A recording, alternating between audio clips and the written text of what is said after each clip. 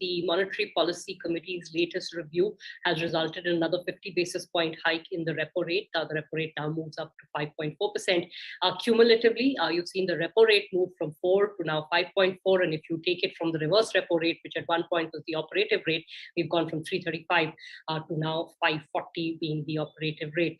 The stance, if you want to call it that, has been maintained as it was, with the RBI and the MPC saying they remain focused on withdrawal of accommodation. What were the signals coming out of this policy? Rahul Bajoria, Chief Economist for India at Barclays, joining us, and Kaushik Das, Chief Economist for India at Deutsche Bank, joining us. Thank you both so much for taking the time. Rahul, I'll start with you. The 50 basis points was perhaps not a surprise, but the combination of the 50 basis points in a relatively hawkish sort of tone, was that mildly, sort of surprising for the markets? Yeah, absolutely. I think, you saw it in the market reaction, right? Both in terms of the bond yields and the way the currency reacted.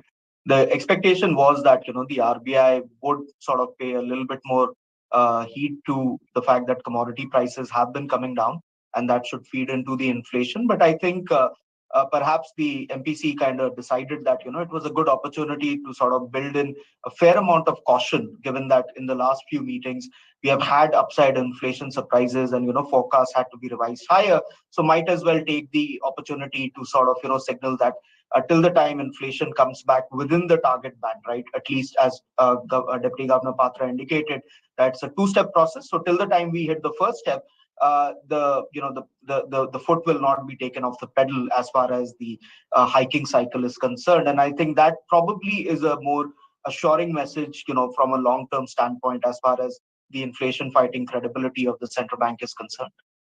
No, 100%. Kaushik, is that broadly the way you'd look at it as well? Yeah, I mean, I'm surprised that, and I'm thinking like, why were markets expecting a dovish, kind of a tone from RBI? That is what was surprising me. I mean, I was in the 50 basis points camp. Probably I was the most hawkish. And I wanted RBI to sound hawkish because given what's happening across the world and, the trade deficit number that we got, even if you take the impact of oil out and just look at non-oil, non-gold imports or, simple non-oil trade deficit, these are levels where RBI should definitely do a 50 basis points hike and be cautious about the external sector. Today, if you see the policy, why was it so different from the previous policies? The governor first started with the external sector and spent so much time talking about the external developments. And, so you could sense that RBI in some way is worried about the external sector developments. Now, they'll not obviously, kind of tell you in more details. So they're saying that current account is, in a level where it is still sustainable. But definitely there are worries. So, and if you think from a kind of global standpoint, as governor mentioned that 50 basis points has become the new normal. At least for this policy, it was beating me that why would somebody, kind of expect RBI to be dovish? At least this policy, they should have given 50 and they have given 50 in line with what the other parts of the world have done. And then when you come to 30th September, you always have the option of reducing the pace of rate hikes, which is what will happen, I think. And the fact that they've already done 3 back-to-back, aggressive front-loaded rate hikes. Now they have the breathing room and it will help them when oil prices have come down to temper down the rate hike expectation. So I think it was a great move by RBI, not kind of, falling into demand by market participants to give a lower kind of a rate hike at this stage. And I think this will serve the medium-term, macro stability pretty good. Okay, you're both on board, and I'll get to the external sector concerns in a bit. But Rahul, the stance, although they don't call it the stance anymore, should they not have moved to something like, say, calibrated tightening, even if the debate over neutral has now taken an entirely new turn with a new definition being thrown out there by Dr. Patra? But how is this withdrawal of accommodation? So I think more than the stance, the actions kind of speak for themselves, right? I mean, we have had almost three consecutive 50 basis point rate hikes, that's been delivered. And as Governor Das indicated, it's sort of seen as a new normal, and RBI has kind of joined in with the synchronized global monetary policy tightening that we are seeing. So I've always found, the stance to have a fair amount of semantics and quite a bit of, trying to sort of signal a bit too much. I think, as Kaushik rightly said, that, the actions kind of speak for themselves. I mean, RBI did adhere to the idea that, external stability is very important. And so a 50 basis point move itself signals that, they are not going to step back in a big way, at least right now. The one important phrasing, though, I do think is that, the RBI did add the word calibrated to the withdrawal of accommodation, right? So I think going forward, it is a distinct possibility that, if you do start seeing inflation trending slightly lower, you could see the RBI becoming less, aggressive in its monetary policy normalization cycle. At some point, maybe in the next 1 or 2 meetings, the stance word will come into the picture if they want to signal something, whether it's to pause or to, try and step on the gas. I mean, they could use that in either direction, but I think for the current meetings, the stance itself is probably not as relevant as it used to be in the past. And to be fair, the governor said that, in this kind of a situation, giving guidance is very difficult. But Kaushik, I mean, till last time, at least the market was obsessing with what is a neutral rate. I think since then that obsession has reduced a little bit. Today, the comment from Dr. Patra seemed to suggest something entirely different as to when they would consider rates to be neutral. He said 2-step process, first within the tolerance band and then towards the target. Yeah, see, there are a lot of different ways of thinking about neutral. So one way to think of it is what Dr. Patra had said, like, you use the real rate, which is in his assessment 80 to 100 basis points. So what you should do is you should take the next 12 months inflation forecast, say for simplicity point of view, let's take FY24 forecast, giving more benefit of doubt. Suppose it is 5.5, and you add even 80 basis points, the lower range, you should be at 6.3. If you add 100 basis points, you should be at 6.5. So I've always felt that the policy neutral rate, the equilibrium rate, should be above 6%, simply because I believe that with or without the war, India's inflation after the COVID pandemic, the steady state would be around 5.5. I don't see inflation going down to 5, 4.5 over the next 2-3 years at least. So at best, you'll achieve 5.5 on an average for the year. Add another 80-90 basis points on top of that, you should be at 6 to 6.5. You can choose whichever rate you feel comfortable with. But that's how the neutral rate you should consider. There are other ways to think of it. The thing is that the question that you asked, Rahul, the thing is that the stance has become redundant, right? And for 2 reasons. One is your repo rate today is above the pre-pandemic rate, a level of 5.15. Till the time it was 5.15, I would have understood that you're saying like, yeah. The second way to think of it is, if you remember previous time when Dr. Patra was talking in the press conference, he was asked about liquidity. And he said that as long as the call rate or the MIBOR rate is close to the SDF, it is kind of accommodative. The moment it comes closer to the repo, it's not anymore. Yeah, it is neutral, and after that it is restrictive. So we have seen repo auctions happening, meaning liquidity has tightened. So from whichever way you look at it, the stance is no longer withdrawal of accommodation. You can easily call it calibrated tightening if you believe that the next few policies will be rate hikes. So as Rahul said, it doesn't matter what you say, it is the actions that will matter. And in that sense, the guidance that Governor Das has given today, in a way that is saying that future monetary policy stance would be calibrated, measured, and nimble. So if you take all these 3 words together, which means that they've done a lot of rate hikes till now, going forward, it will be still rate hikes will continue, but probably at a slower pace than what we have seen till now. Okay. Rahul, correct me if I'm wrong. Kaushik said 6 to 6.5% is where he thinks rates should settle. You had assumed that, or you had thought that rates may settle a little below 6. Please correct me if I'm wrong. No, we continue to have that particular idea that in a post-pandemic framework, there are 2 broad assumptions we have as far as the monetary policy framework is concerned. One, that the RBI actually need not get 2.8 to 1% of real rates. They can actually even would be okay if you are close to around 0.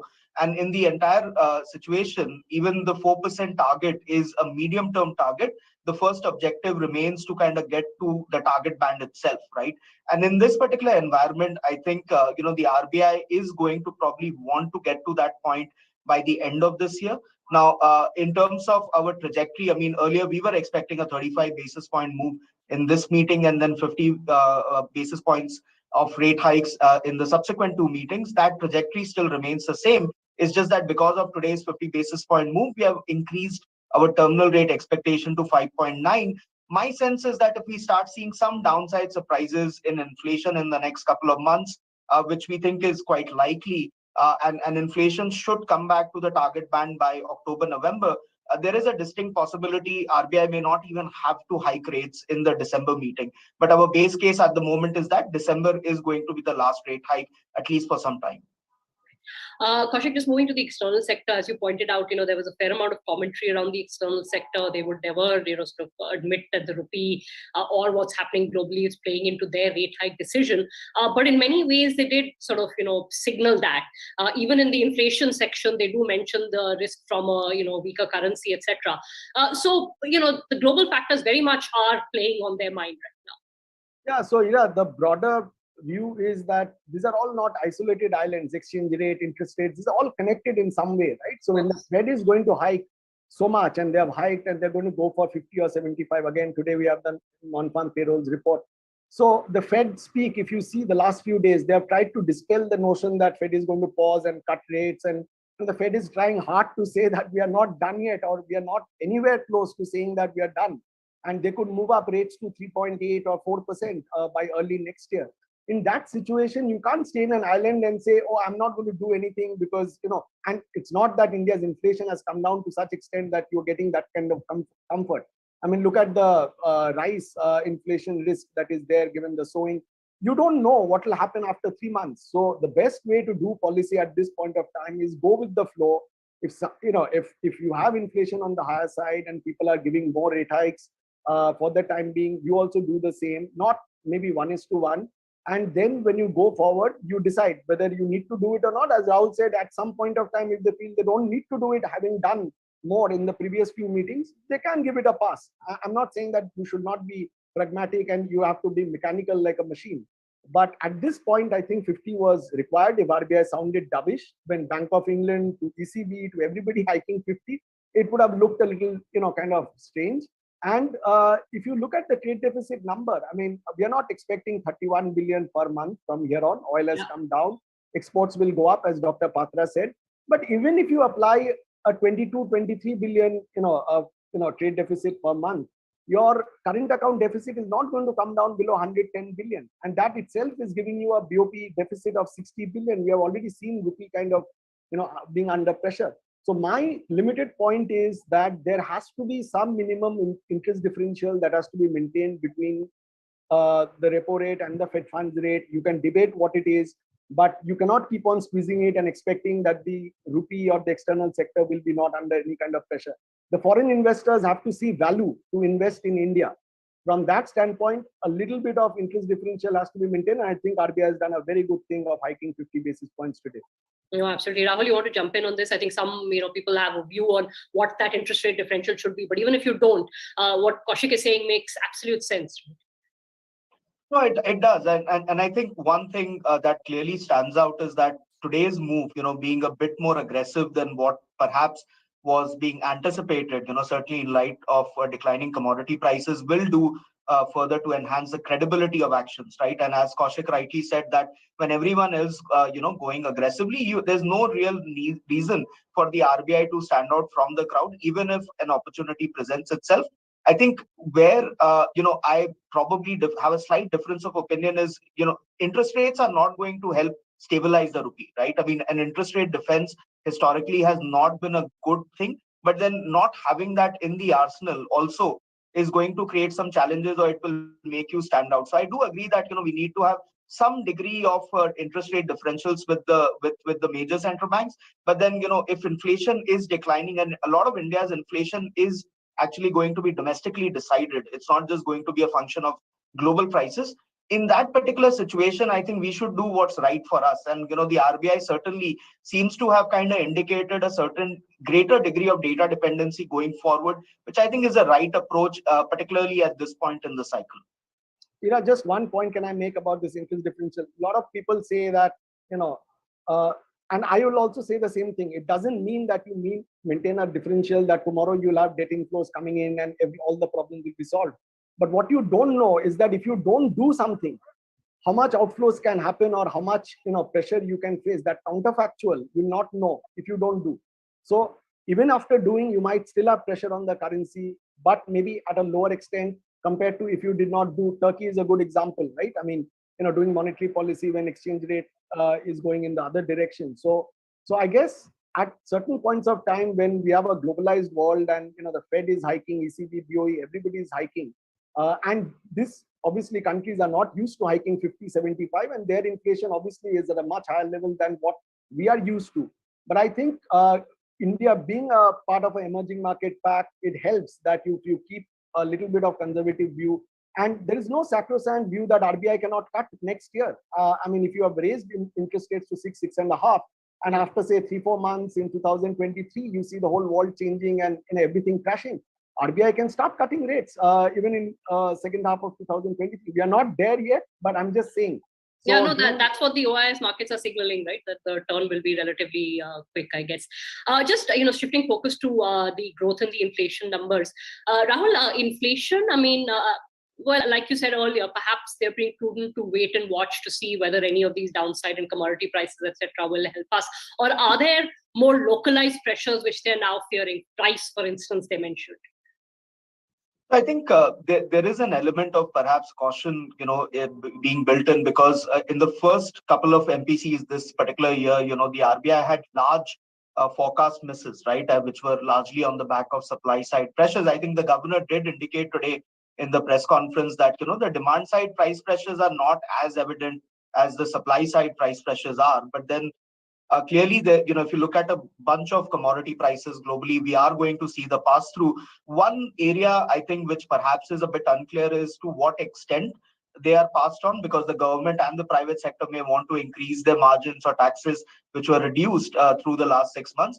At the same time, it could also take a little bit longer, for it to get passed on, and maybe we will not see retail prices come off. So I think the way we are interpreting this is that, the RBI will probably see some downside surprises. The extent of downside surprises, though, will get a bit clearer as we approach winter, because right now the big, uncertainty is in Europe and what's happening with the Russia gas situation. If that gets turned off, then the energy price outlook could be very, very different. So I think it makes sense to wait for another meeting, for the RBI to be taking a more significant decision as far as what is the direction of inflation. But at the moment, we do think that the next couple of prints are going to be lower than what is being implied in their numbers at the moment. Kaushik, also, I mean, same question, but also, even if you look at sort of their forecast now into Q1 of FY24, you're coming nowhere close to 4. Forget 4, I don't think they're expecting it to even come into the 4 handle. So even from that perspective, I guess, their stance, their rate action is justified. Yeah, so if they did not do 50 while keeping 6.7, it would have been strange. The fact that they've done 6.7, they're actually more confident on growth. If you've heard, and all the numbers are looking much better than people would have thought. And you look at non-oil, non-gold imports, anything, you look at, even PMI, GST collection, whichever way you look at it, the numbers are looking strong. Yes, there will be a slowdown going forward, but maybe it will be more than, the slowdown won't be as much as what RBI is predicting at 4% for October, December, or January, March.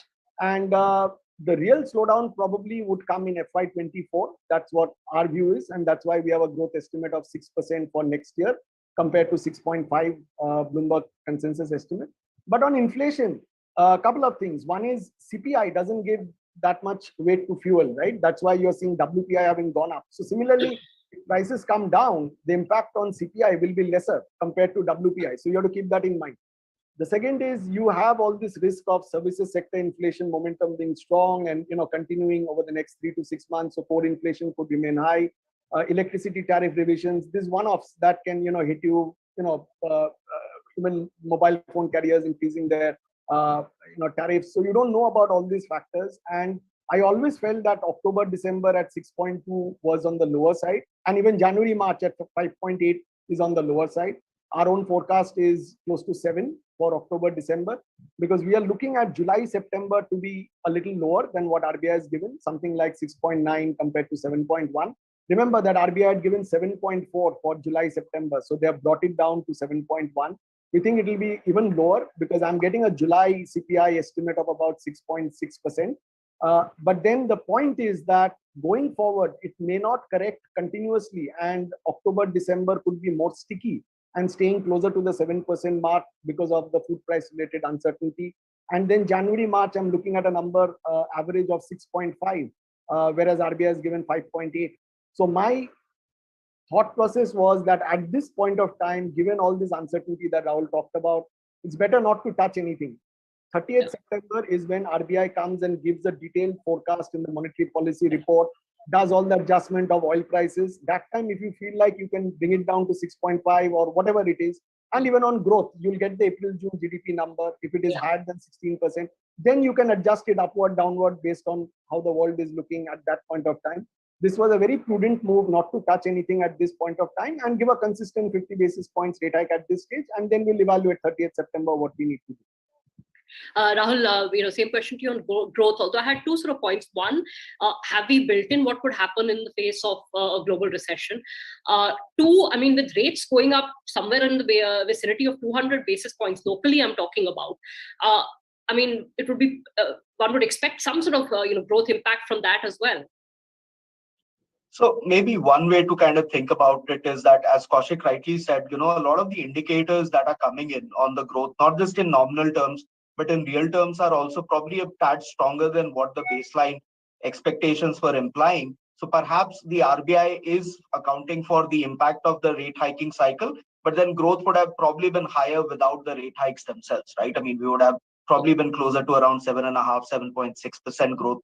But then in one way, I think the RBI is also not factoring in the downside risks that are emanating from the global monetary policy tightening cycle completely, because, the overall, if you look at the baseline scenarios of most of the major central banks, most of them are not actually forecasting a recession, right? I mean, most of them are saying that inflation will start to slow down, but then growth will have a soft landing, which is exactly what Governor Das also indicated, that the attempt by the RBI is to actually engineer a soft landing in the economy on the growth side. So I think they are penciling in sequential momentum of growth to slow. Now, whether it slows faster or it slows, a little bit slower than what they are penciling in, I think we'll have to see how the consumer behavior plays out to be. The one thing I would add, though, is that certainly on the transmission side, we are seeing a much faster transmission of interest rates in this particular cycle. So that could mean that going into the festive cycle, consumer demand might tend to be a little bit weaker than what would have been the case otherwise, right? So that's just one thing to keep at the back of our mind. Absolutely. I just close off, although you all through, peppered your comments with your expectations. But Kaushik, so where do we go from here, both in terms of rates, growth and inflation? Just your broad overview for the rest of the fiscal year.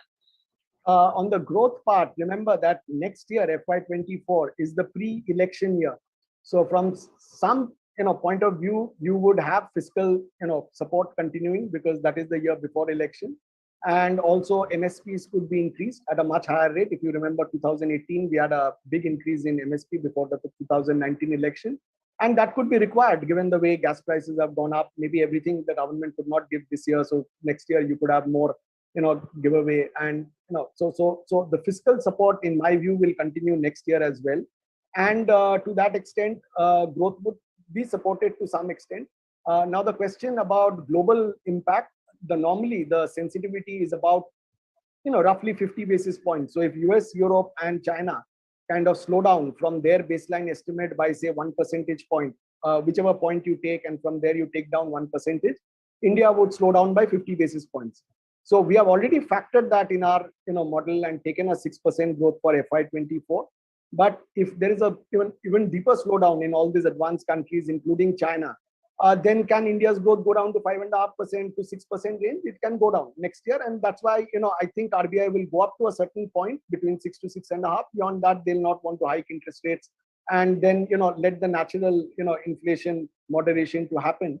On inflation, I think this year we are looking at our own forecast is 6.9, a little higher than RBI's. We'll evaluate based on the different risks that are unfolding, because I think there's still risks on the upside which can come about in the next few months. Next year, as I told you, the steady state is something like 5.5. If you remember FY22, we ended up with 5.5% inflation. And because of the war, we have gone up by 150 basis points. If you even come down in FY24, I don't think it comes down below 5% on an average. We should be at 5.5. So you have to do policy setting thinking 5.5% inflation compared to the target of 4%. Output gap would have closed by next year. So potential growth rate itself has come down to 6%. So you have to keep that in mind. Okay. So with respect to that, I think a policy rate of 6 to 6.5 looks okay. And that's where we should reach eventually. And that's the path I have in my mind. Rahul, you're a bit more optimistic on the inflation front and hence thinking we'll settle a bit lower on rates. Yeah, I mean, so we are 20 basis points lower than the RBI. We have a 6.5% forecast for this year, and we think we probably are closer to 5% next year on inflation. I think on the growth side, I would broadly agree with Kaushik that we are going to see a bit of a slowdown coming through. But then India's domestic growth cycle probably looks a lot more resilient than what it has in a long time, particularly in the wake of the fact that our balance sheets in the private sector have been deleveraging, and they look a lot clean right now. So there's a lot of runway for growth in some sense. We do feel that the concerns around growth are going to start seeping in by the end of this year. As we enter the political cycle, and so from that standpoint, we maintain that this particular cycle ends below 6% for the RBI. So whether it's 565, 575. Right now we are at 590, but I think there is a distinct possibility that RBI would also see it, that they don't need to hike too much because of the transmission being a lot better. And hence it's a short cycle, it's an aggressive cycle, but one that should work over the slightly longer term. I think Rahul is talking about transmission only in terms of lending rate, but about the depositors, which were asked today, that why are the banks not increasing the deposit rate? And the banks need to mobilize deposits. So I would want Rahul to look at the depositors also. I would say that we have the dovish side in Rahul, the hawkish side in Kaushik, and the owlish side in the central bank. So between the three, I think everybody has a full picture of the various ways in which the economy could shape. And hedge themselves properly in the market. That's true. Thank you both so much, Rahul, Kaushik. Always a pleasure speaking to you. And thanks for watching BQ Prime. Thank you, Ira. Thank you.